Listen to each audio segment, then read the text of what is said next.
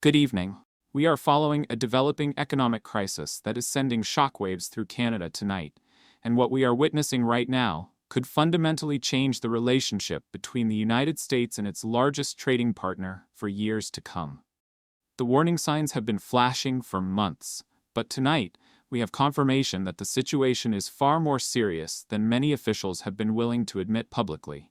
Numbers from Statistics Canada show Canadian exports to the United States are nearing the lowest ever. The absolute collapse of new builds in Canada is no longer just something we're anticipating or speculating about. In my opinion, it's something that's already starting to happen throughout the country. And they paint a picture that should concern every single person watching this broadcast tonight.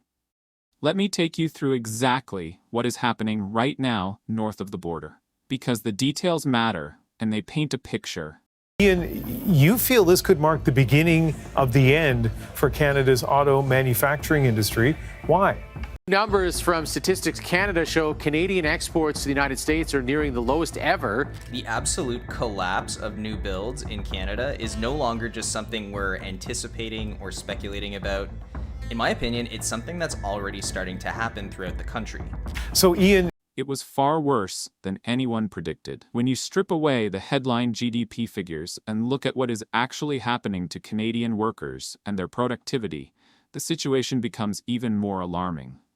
The OECD, which tracks economic performance across 40 of the world's most advanced nations, is now predicting that Canada will rank dead last among all of them through the entire 2020s.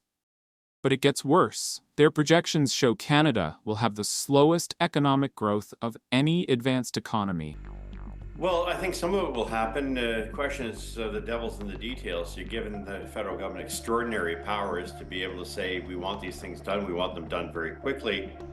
The shortage in Canada has been electricity. The shortage in Canada has been oil and gas. Shortage in the sense of not being able to send to the rest of the world. Now being tested in real time as export disruptions ripple through the economy. When goods cannot move effectively, the consequences are immediate. Lost revenue, job instability, and waning investor confidence. Are energy stocks in Canada poised to climb? There's growing buzz around the sector, given some big announcements from the federal government. Canada's Prime Minister Mark Carney recently unveiled his first budget, which includes a number of major infrastructure and energy projects. Plus, the Carney government is talking about less regulatory tape for the industry. President Donald Trump ramped up tariffs against Canadian goods throughout the second quarter, hitting steel, aluminum, and most critically, the auto sector. The timing could not have been worse for Canada. In the first quarter, Canadian businesses were rushing to get their exports across the border before the tariffs took effect. They were working around the clock, shipping everything they could. Then the second quarter arrived, the tariffs kicked in, and everything came to a screeching halt. The impact is already reshaping where companies choose to invest their money. Stellantis, the parent company behind Chrysler, Jeep, Dodge, and 11 other vehicle brands, just made an announcement that sent a clear message about the future of North American auto manufacturing. They are investing $13 billion over the next 4 years to expand their production capacity. But that money is not going to Canada. Every single dollar is headed to the United States. Numbers from Statistics Canada show Canadian exports to the United States are nearing the lowest ever. The absolute collapse of new builds in Canada is no longer just something we're anticipating or speculating about. In my opinion, it's something that's already starting to happen throughout the country. So Ian, you feel this could mark the beginning of the end for Canada's auto manufacturing industry. Why? Canada's economy just hit a plot twist as key export pipelines are suddenly slammed shut. You know, when I picked farming as a career, I anticipated dealing with drought, grasshoppers, hailstorms. Those were things that I was prepared to deal with on my risks to my operation. Geopolitics was not something that crossed my mind. As I'm planning for next year's crop, trying to anticipate the actions of the Chinese government just feels ridiculous as a farmer. Canada's economy is slowing, but the labor market for young people is already at recession levels, according to new research by Desjardins Economics. Unemployment for youth has gradually crept up and up and up. Industry representatives are not mincing words about what this means. They say it will kill thousands of jobs. Over 250 small, family-run lumber companies that have operated for generations are now fighting for survival.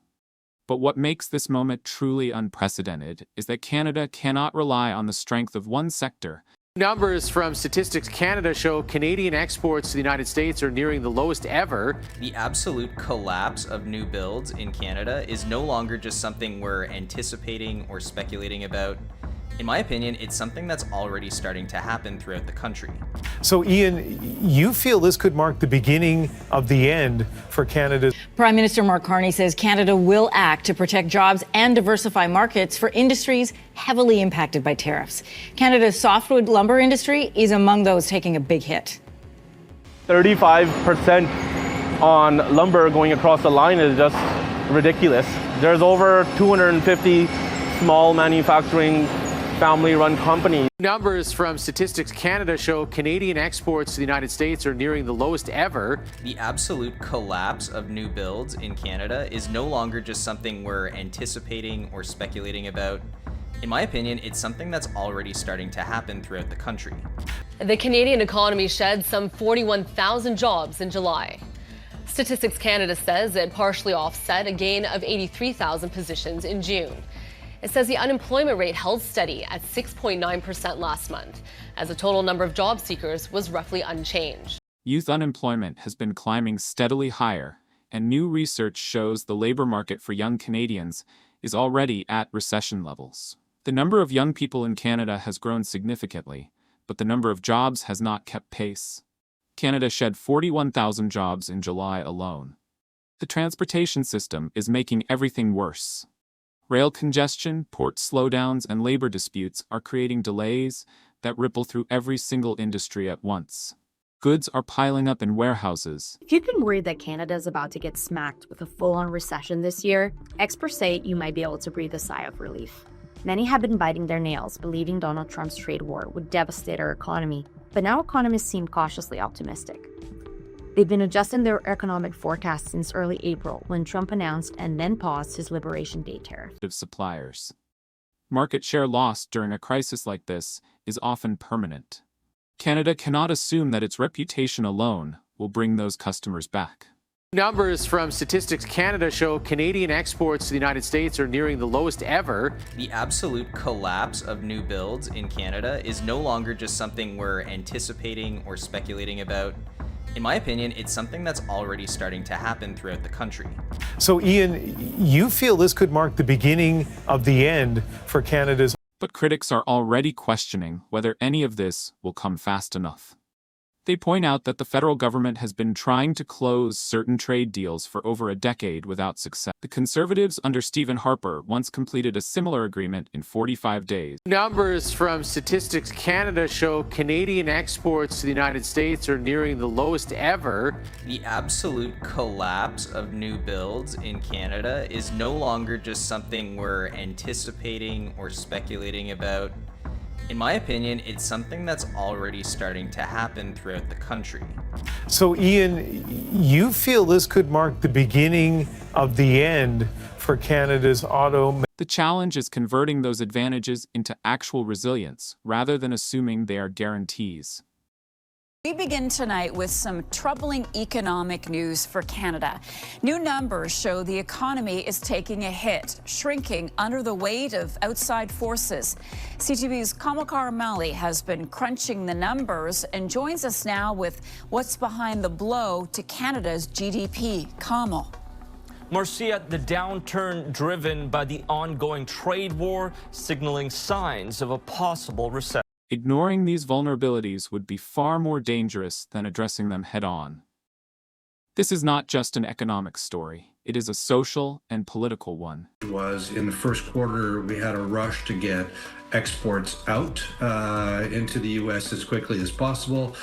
In the second quarter, that all came to a halt as some of these tariffs started to take effect. U.S. President Donald Trump ramped up tariffs against Canada and the world that quarter, targeting steel, aluminum, and autos. We will continue following this developing story and bring you updates as they happen. Stay with us.